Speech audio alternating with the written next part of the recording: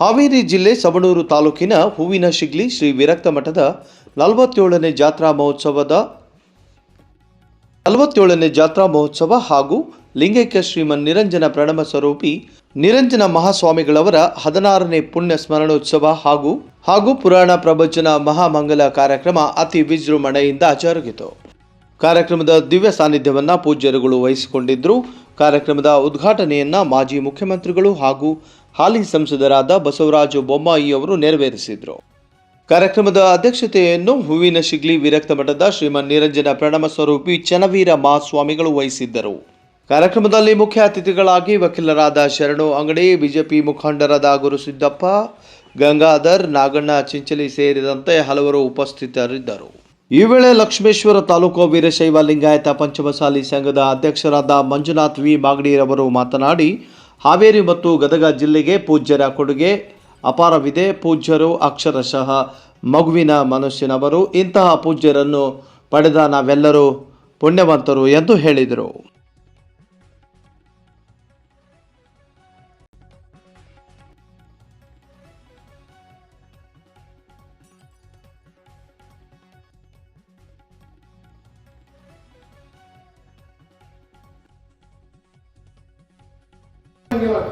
ಯಾರಿಗೂ ಅವ್ರ ಸ್ವಭಾವ ನಮ್ಮ ಬಸವರಾಜ ಬೊಮ್ಮಾಯಿ ಹೇಳ್ದಂಗೆ ಆ ಒಂದು ಮಗುವಿನ ಸ್ವಭಾವದವರು.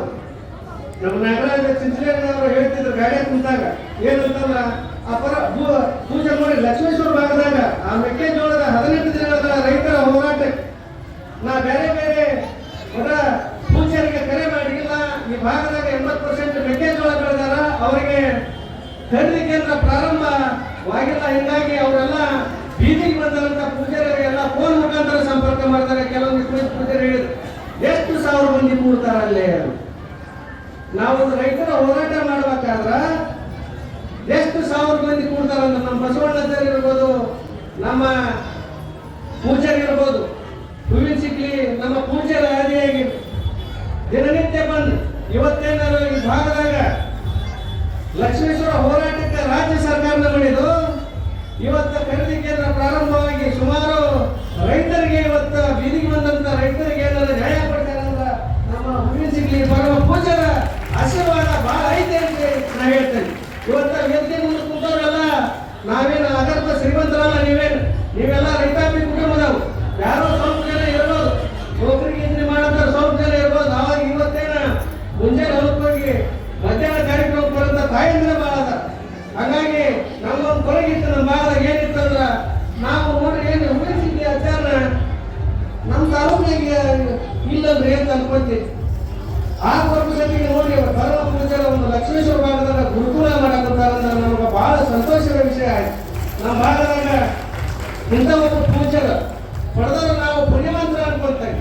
ಯಾರನ್ನೂ ಅವ್ರು ಹೆಚ್ಚಿಗೆ ಹೊಗಳೋದಿಲ್ಲ, ಯಾರನ್ನೂ ತಗೊಳ್ಳೋದಿಲ್ಲ. ತಮ್ಮ ಕೆಲಸ ಏನೋ ಅಷ್ಟು ಮಾಡ್ತಾರ. ಸಾಮಾನ್ಯ ಕೆಲಸ ಅಲ್ರಿ. 300 ಮಂದಿಗೆ ಊಟ ಹಾಕಿ ಅವ್ರಿಗೊಂದು ವಸತಿ ಕೊಡಿಸ್ತಾರೆ. ಯಾವ ಮಠದಾಗ ಐತೆ ಹೇಳ್ರಿ? ಭಾಗದಾಗ ಯಾವ ಮಠದಾಗ ಐತ್ರಿ? ಯಾರಿಗಿಲ್ಲ. ಅದಕ್ಕೆ ಅವ್ರ ಆಸ್ತಿ ಅಂದ್ರೆ ಈ ಮಠದ ಇಲ್ಲೇ ಇರ್ಬೋದು. ಇವತ್ತೆಲ್ಲ ನೀವು ಕೂತಿಲ್ಲ, ಪೂಜಾರಿಗೆ ಆಸ್ತಿ ನೀವಾಗೈತೆ ಆಗ್ಬೇಕು. ಪೂಜಾರಿ ಅಂದ್ರೆ ಯಾರಿಗೂ ಸತಿ ಒತ್ತಾಯ ಪೂರ್ವಕವಾಗಿ ನೀವು ಇಷ್ಟು ಕೊಟ್ಟಿದ್ದೀರಿ ಅಂತ ಪೂಜಾರಲ್ಲ.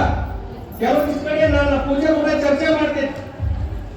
ಈ ರಾಜಕಾರಣ ಬಂದಾಗ ಕೆಲವೊಂದಿಷ್ಟು ಮಠಕ್ಕೆ ಏನಾರ ಪರಮಾತ್ಮ ಪ್ರಭಾವಿಗಳು ನಮ್ಮ ಮಠದಾಗ ಇಷ್ಟು ಗ್ರ್ಯಾಂಟ್ ಕೊಟ್ಟರೆ ಬರ್ರಿ ಅಂತ ಹೇಳ್ತೀನಿ.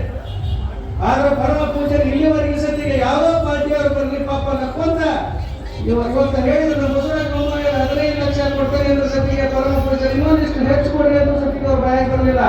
ಹಂಗಂದ್ರ ಆ ಸ್ವಭಾವ ಅವ್ರಿಗೆ ಇನ್ನೊಂದು ಏನ್ ಧೈರ್ಯ ಅಂತ ಹೇಳ್ರಿ? ನೀವೇನೋ ಭಕ್ತರಿಲ್ಲ, ನೀವೇ ಧೈರ್ಯ ಏನಿಲ್ಲ ಅಂದ್ರೆ ನೀವು ಪರಮ ಪೂಜಾರಿ ಗಂಟೆ ಕುಂತಾರ ಅಂತವ್ರು ಪಡೋದು ನಾವು ಭಾಗ್ಯವಂತ ಅನ್ಕೊಂಡು ಆ ಪರಮ ಪೂಜಾರಿ ಏನೋ ಕೆಲಸ ಮಾಡಿದ್ರೆ ಸತಿಗೆ ತಾಯಂದ್ರ ನಿಮ್ದಾದ್ರೂ 5 ಕೈಯಿಂದ ಮುಟ್ಟಿ.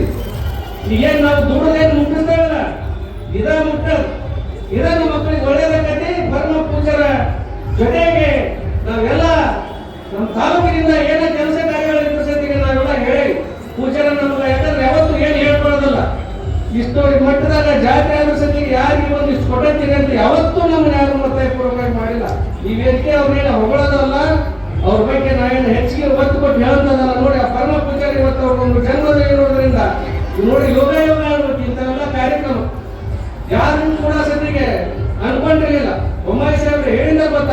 ಅದಕ್ಕೆ ಆ ಪೂಜಾರಿಂದ ಈ ಭಾಗದಾಗ ಇನ್ನು ಎಲ್ಲ ಭಕ್ತರ ಸಂಖ್ಯೆ ಹೆಚ್ಚಾಗಿ ಅವರ ಒಂದು ಮಕ್ಕಳಿಗೆ ಒಂದು ಶಿಕ್ಷಣ ಕೊಡುವ ಮುಖಾಂತರ ಸುಮಾರು ಜನರು